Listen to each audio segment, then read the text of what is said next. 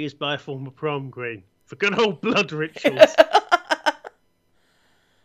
I could get the gift that keeps on giving. Okay. So, Which is literally nothing. yeah.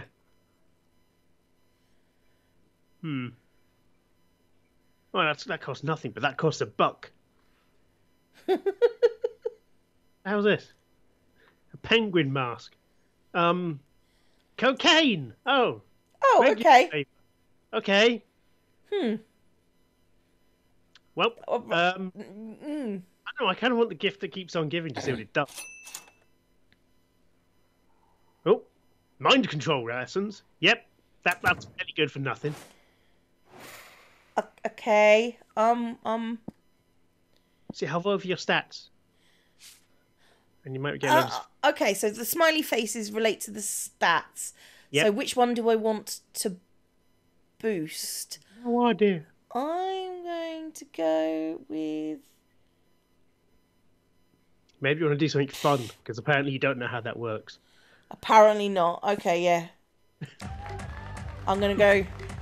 Oh, I start a half-hour rave that goes full crazy. You spot Juan, the magical Latino cat, who seems a bit sad. He explains that he's worried that people are so used to calling him Juan, the small magical Latino cat. Now and everyone defines him by only his size, magicality, ethnicity and species. He's more than that. You correct him. You don't see him in such simplistic terms and convenient definitions. It's just that there are around 23 other different Juans in school, so adding all that to his name is quite necessary. You tell him that you'll never forget him and the crazy adventures you both lived together in Monsters Prom's prequel, Monster Middle School. You have a great time remembering those crazy stories you can gain 2 fun. So you went to a rave and spoke to a cat. Yes. That sounds like you, yeah. You notice Vera showing off. Sounds like you as well. Fuck off. Whoosh. They're the crown jewels of Lemuria. My family acquired them in a cutthroat business merger. Do you like them? Oh, yes. Very much. Such a shame about the Lemurian royal family, though. What, that they're all dead at the hands of their own servants?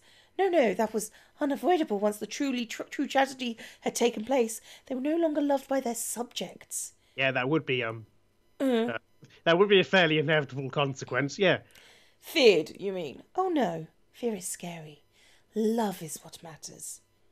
I could not disagree more. You there, settle this dispute for us. What's the best way to let people know how powerful you are? Buy the houses, burn them down, replace them with a porta park. You don't need to convince anyone, just make... Come to the top one, get turned into a llama. You don't need to convince anyone, just make everyone who doesn't love you disappear. And rule your city state of 3 people and a goat. Yeah, perfect. I'm so That's smart. Oh yes, that's Dad's strategy. The amazing thing is that once the bad people start to disappear without explanation, even people who used to be bad start being very good. It's like magic, and so humane. Do you happen to know where your father put all those people who disappeared? Put them? No, silly. They disappeared. Like a magic trick. Ah, yes, I see. I gained 2 charm and 1 smarts. As well as another reason never to visit Miranda's kingdom. That weekend. Something happened to... me! For I am the bestest. Okay. Okay, could you... There we go. Yeah, I was just thought you were just going to leave it on. Yep, something happened to me, then it just moves on. Yeah. On Saturday night, you were at a cool pizza place that cooks pizza in a real pizza oven. Pizza! Little did you expect that when the chef opens the oven to get your pizza, Damien appears from the flames. How does that work? Can he teleport through fire? Has he been waiting inside the oven all this time to make a kick-ass entrance? Ah, the mystery. My dude, I fucking hate needing people's help, but I might need yours. Don't let it get your head or I'll stab you, so I don't owe you anything. Enough threats. Here's the deal, fuckhead. I might or might not feel attracted to where your bloody talks about. Okay. You know the one, always making absurd choices, being equal parts stupidly sexy and sexily stupid. Yeah, that's me. It's really not. A nice booty. Yar! It's average booty as far as I'm concerned, but sure.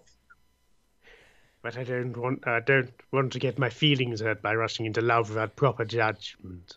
My dad's always say, if you love someone, shoot them and see what happens. Great fatherly advice, right? Thing is, Principal Giant Spider, my therapist, hello. That's literally Shelob, but that's what Shelob sounds like. Hello. Note to self, somehow redub the entirety of the last Mordor game. The rule of... And the rule of law always seem to think that shooting someone to check if they're the one is not very legal. They have strongly recommended that I do what they call a theoretical level, like imagining the whole thing. But imagining is for losers, and since you both know Corpsebolt, and are a loser yourself, I thought you could tell me, what would Corpsebolt do if I were to shoot him? Corpsebolt was all about getting shot. They go to the doctor every day just to get a shot, and shots are the only thing they can do when partying, so I think he can give them a shot. Believe it or not, if you were to shoot Corpsebolt, they would not be into it. Hashtag true story. Well, that's got a hashtag in it, so I have to go for the other one. I think you'll say it's got a hashtag, therefore must be true. No. No. Yeah, shoot him.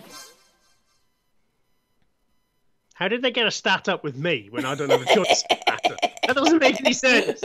Or is that just perceived preference or something? I don't know. Well, that's convenient.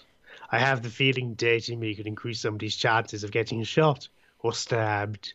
You don't get to be as big an asshole as me without making some enemies along the way. I'd feel bad if my loved one was to get shot because of me, but knowing Corpsebolt is into getting shot is a relief. I fucking hate guilt. Okay, it seems like my heart isn't being a drunk idiot this time. I might be onto something. Nice. But who knows? They aren't getting shot. It might add some spice into my foreplay, if you know what I mean. Yes, we know what you mean. Yes, guns. I mean shooting Corpsebolt for having sex with them, just to be clear. With the hole, or... I think quite a heavy ball weapon for that, actually, unless he has a tiny penis. Wowie! You're welcome, Corpsebolt. Don't forget to use some demon dick and for the blood loss you're about to experience. You had too much blood anyway. I get 3 charm for being such... I'm so charming. Let's trade places. Yeah. What, now then again, I don't even know what my character's made of. It's some kind of shadow. Shadow, I think. Yeah, it's just I'm shadow in a shirt. I go first. Huzzah! Huzzah! Definitely you. Can I use these items or to just hold on to them until something happens? I think hold on to them until something happens. Right, so I need, what, charm? Which I'm guessing would be going to the gym. What does the gym have to do with being charming? Nothing. I need to have it on my ass. Average booty. That looks more like a crotch bulge. Then again, shadow monster. Anything could happen. You have that a day, an epic dodgeball match takes place for the first time ever. I feel sorry for Skeleton Guy if it's a dodgeball match. That's going to get messy. Everything seems lost, but you deliver an inspirational speech that fuels your team's spirit, leading into a spectacular comeback. You're clearly a natural-born leader. You gain +2 charm. Whoa. Suddenly, you hear the elegant gurgling sound of water trumpets. Miranda's about to issue a royal decree. I, Princess Miranda Vanderbilt, grant you permission to speak casually with me for a short period. You're welcome. Fuck yeah! You're awesome at speaking casually. Let's do this! Now that we're speaking casually, I really want to tell you about the event of the season. No, not prom. I mean the event of the season for poor people. Is it the Bring Your Own Dead Body party? I mean the Royal Winter Surf Party, a mandatory celebration festivity of surfly service. Is a cake.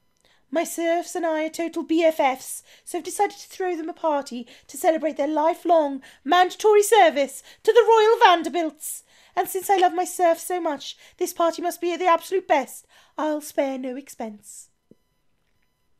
So I'll have my serfs build an underwater grand hall for the celebration. Should only take about 12 days of non-stop back-breaking labour. Plus we'll need decorations for the party. So I'll have some serfs get dressed up and tie themselves to the walls. So cute! To be fair, she's not worse than most CEOs. No. And we don't want any of my serfs missing the party. Their family members get sick. So we'll have to issue a decree. Serfs are no longer allowed to have families. I've heard worse in China. I'm the most generous princess of all time. But of course, I don't want you to think that I'm spoiling them. So I need your mind control classes. Just to make sure we don't have any serfs insisting that they value their families or are anything dumb like that. You hand them your mind control class tape to Miranda. She's good at controlling you. It's terrifying to think what she'd do with an actual mind control powers. But who cares? You stand this watery bay. Okay. I'm just so excited. I feel like singing. Please no.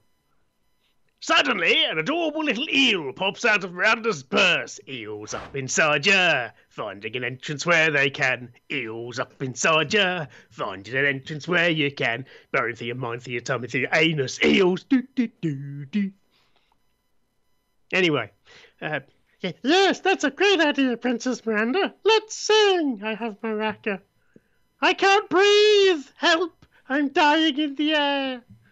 Miranda starts belting and the eel starts singing back up. Wow, this eel has shockingly great harmony. The seaweed is always greener in a democratic state, but my loyal serfs will love my exceedingly high tax rates. Under my rule, surfing is still no better. They serve me forever, now go and eat your gruel. What a charming little tune. Who knew that monarchy could sound so fun? Miranda bows while you clap enthusiastically. Oh, wow, Princess Miranda, you're amazing. You have the prettiest singing voice in the whole wide world. Please don't kill me. I know, right? My execution serfs made sure that no one in the whole country was a better singer.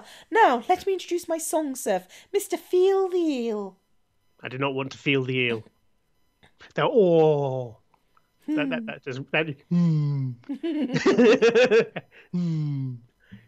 But a pleasure to meet you. I'm the luckiest eel ever because I get to help Princess Miranda plan the watery surf party.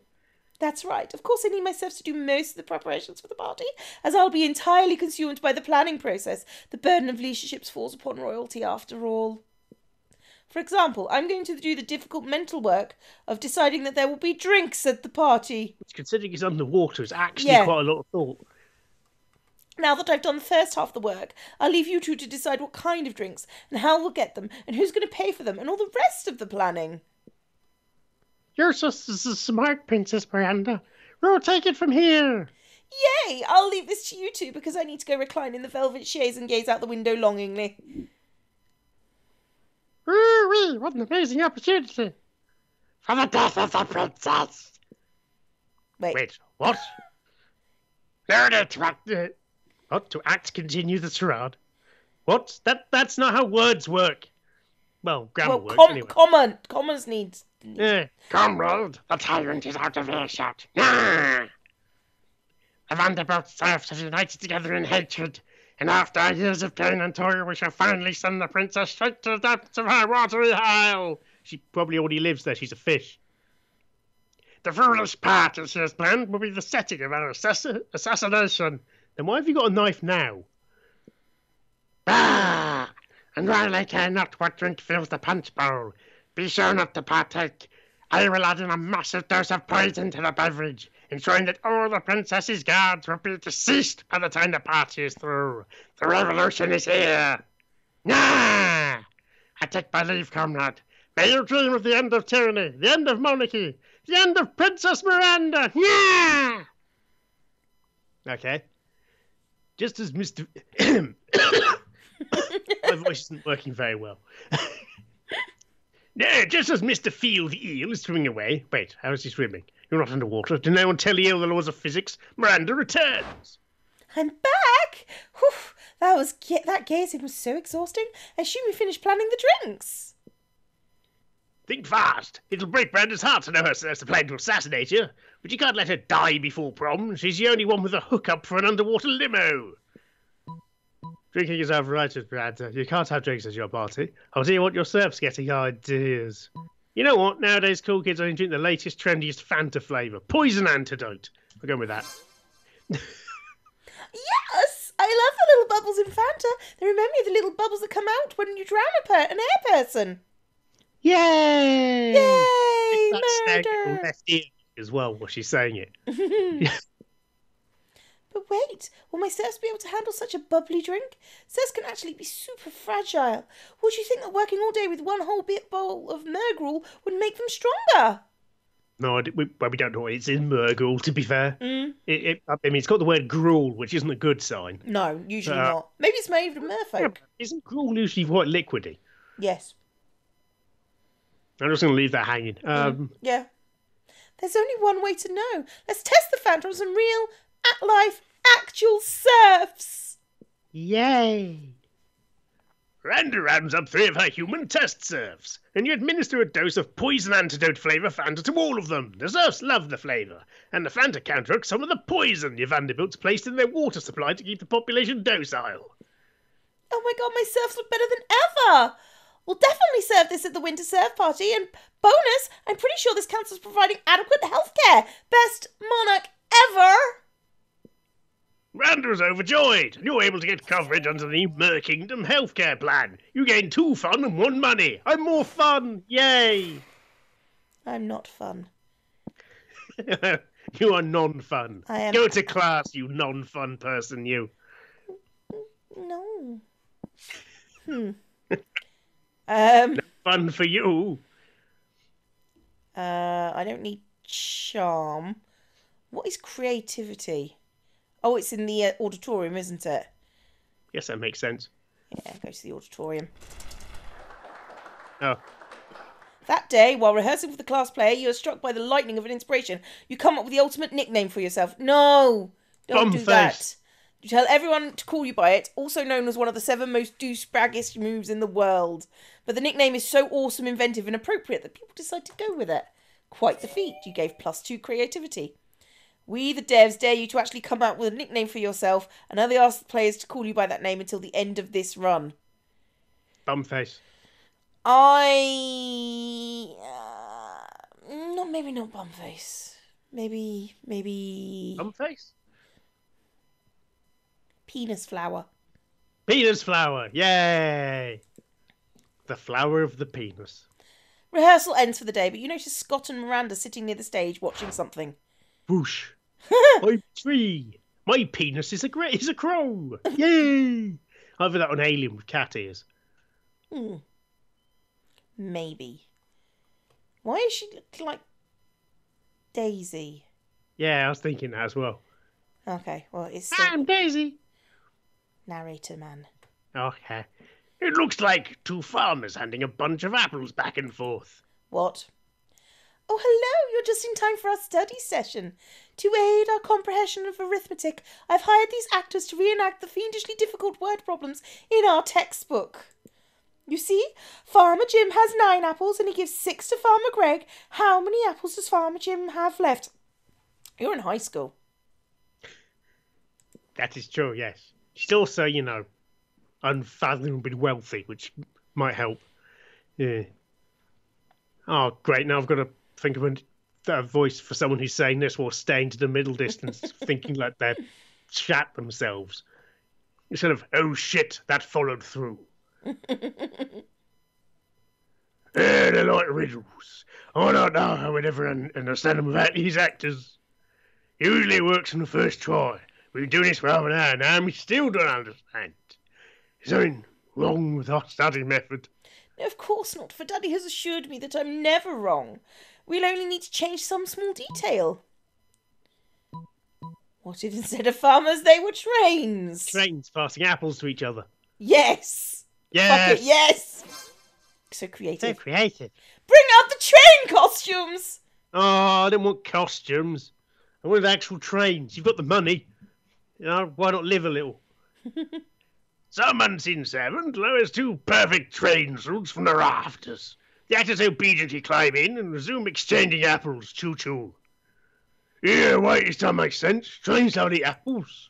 You're right, Scott. My suspension of disbelief is broken. We must place the apples with coal, of course. But when trains eat coal, they go faster, right? So train with the more coal should go faster. Yes, naturally. Train Jim, you must move more quickly than Train Greg until the two of you meet in the centre and exchange coal. But if one of them is going faster than the other one, and we want them to meet in the middle of the stage...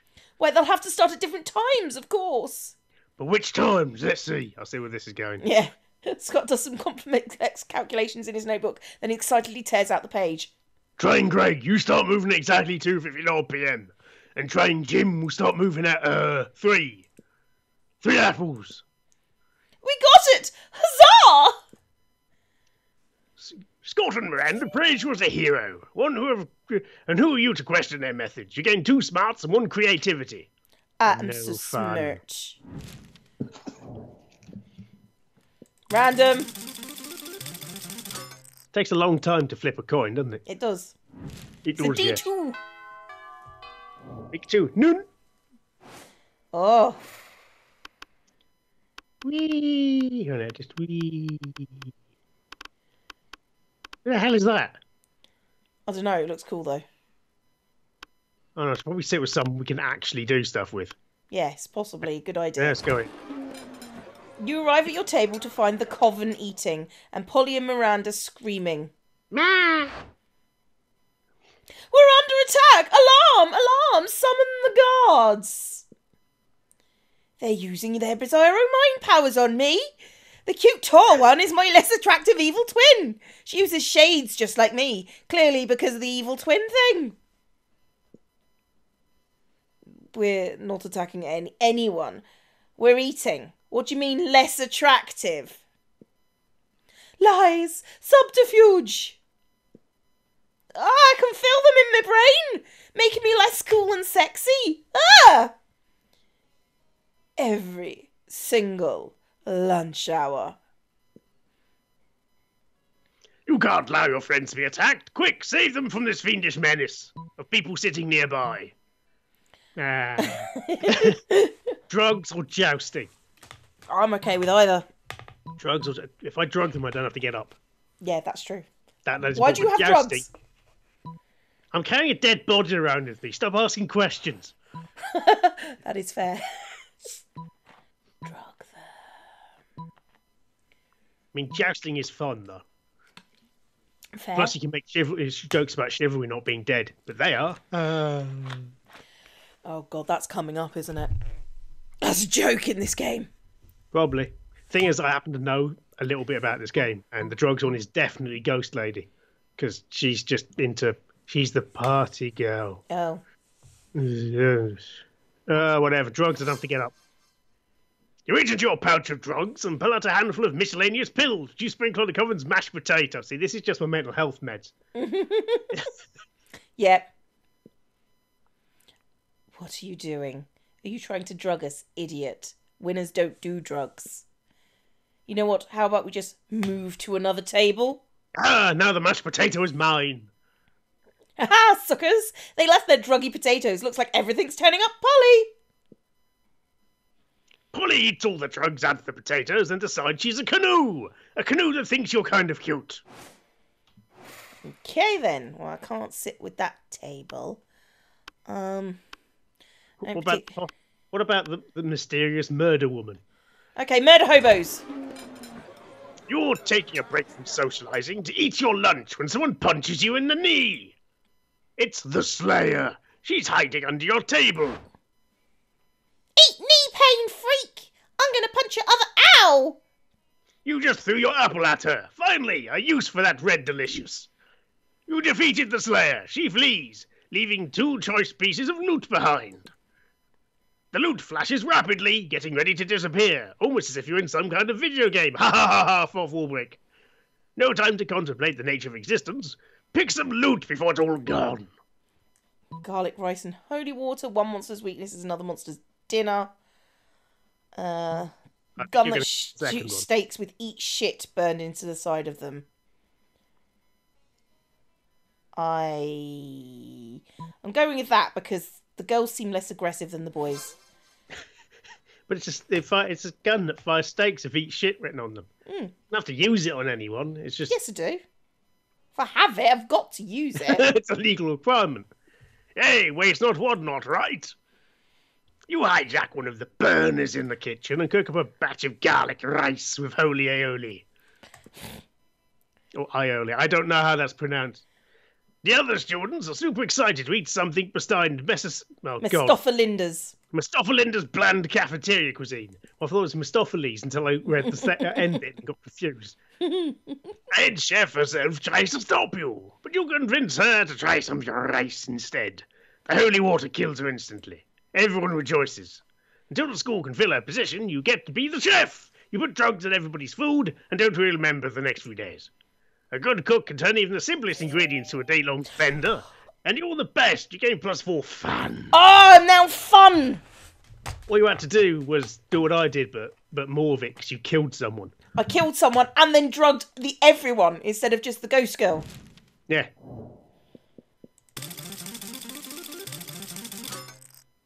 Boip. Boip. T'evening. Why are we still here? Oh no, I suppose it's after school clubs or something. Maybe. Oh, I think the cat lady's now in the auditorium, so basically that area can't be used unless you want to go buy shit off her. The kind of waste. What is this room? The bathroom. Yeah, go to the toilet. Because the cat lady's not there now. She's moved. Okay, so the toilet. Oh, wow, yeah. Okay. That day you skip class and just hang out in the bathrooms because you accept no authority. Guess some people just want to watch the world burn by skipping class and hanging out in the bathrooms. You give 0 shits but gain 2 boldness. Fair. After you finish doing your business, you hear a commotion in the next door. It can be polite to ignore it and move on. Unfortunately, a cave troll taught you manners, so you kick the door open. Miranda and Liam are huddled around some bathroom graffiti and they seem confused. Maybe it's the password to a highly exclusive event. But what if people aren't smart enough to figure it out? And why make it secret? Obviously, they don't want outsiders to get in. Father's beard, that's how it starts. What starts? The revolution! They're having a coup! Actually, yes. Yes, but not here. No, it's probably like a party or something. Parties? That's what exactly what revolutions are about. I'm too young to have a revolution. You're not sure why this random piece of bathroom school is so important, but this is a great opportunity to impress them both. You confidently tell them. Isn't it obvious? It's an exclusive download code for the internet's hottest multimedia dating sim, Human Prom. That's Polly's number? No, that's Polly's number. Let's call it then. Please don't let it be a revolution. Apparently that's the narrator's voice. Okay. Hello! This is Polly's very hotline, a subsidiary of Medusa Inc. Don't really need to say all this stuff, Vera. What my dealer going to think? Right, fine. Please note that your call is being recorded for future blackmail. Ah, they're my friends. All right, but you better not be joking about that literal mountain of cocaine. Please leave a message detailing all your most erotic desires and vulnerabilities after the beep. Beep! Well, that's it. It's just Vera's scheme to capitalize on Polly. Ugh. That's fantastic. Vera would never throw a revolution. She imports our serf labour. Anyway, thanks for helping us solve this. Revolution averted with one ambiguous hotline. You can't help but wonder what exactly it's for. I get 2 smarts and a chum. Not fun. I don't need to be fun. I need to be You will never have fun. I'm pretty fun. I'm an 8 fun. No, now the druggy. Oh, damn it. Get the tampon. Get the tampon. You're gonna have to buy a tampon. Perv! That's your achievement. Why is that showing up in my achievements? Screw off. To get creativity up, and I forgot the cat girl had taken over the entirety of the auditorium somehow. Something happened to Gobsapult. Yay! I'm a ghost shadow thing. You're doing some healthy nighttime jogging when suddenly a chariot pulled by aquatic horses, not seahorses, emerges from a nearby fountain. How does that even work? Not portals. Anyway, a door from the chariot opens, and unsurprisingly, it turns out to be Miranda. Ah, Constable, you seem like a trustworthy person. Ah. Well, you suddenly like to think so. I need to let you in on a secret. Pulls out a notebook. And don't tell anyone this. I'm a princess. I've been keeping it undercover because I think I'm falling in love with a mere commoner. Cleo! Yes. I've thrown some hints here and there, but always wearing my crown or casually and subtly mentioning that I'm a princess every 3 or 4 minutes. But soon it should be time for the plot point in every good romance where my true identity is discovered. And they must accept me as the princess that I am. Now, this always turns out just fine in the movies and the fairy tales and everything else, but alas, here I am in the real world, dictated by logic and reason. She can't mean this one, right? There are some very confused people who think that my kingdom's benign and helpful invasion of other kingdoms are unfair. Erica. And therefore against the monarchy. Naturally, I'm anxious to show someone like that might react had they finally learned my incredibly well-hidden secret that I am a princess. What of Cleo? How does she feel about the monarchy? Well, the monarchy, she loves the monarchy. That's why she voted to never vote for class president again, instead of chose someone based on divine right. Oh, haven't you heard? Cleo has a tattoo on it that says "Down with the bourgeoisie" on her chest.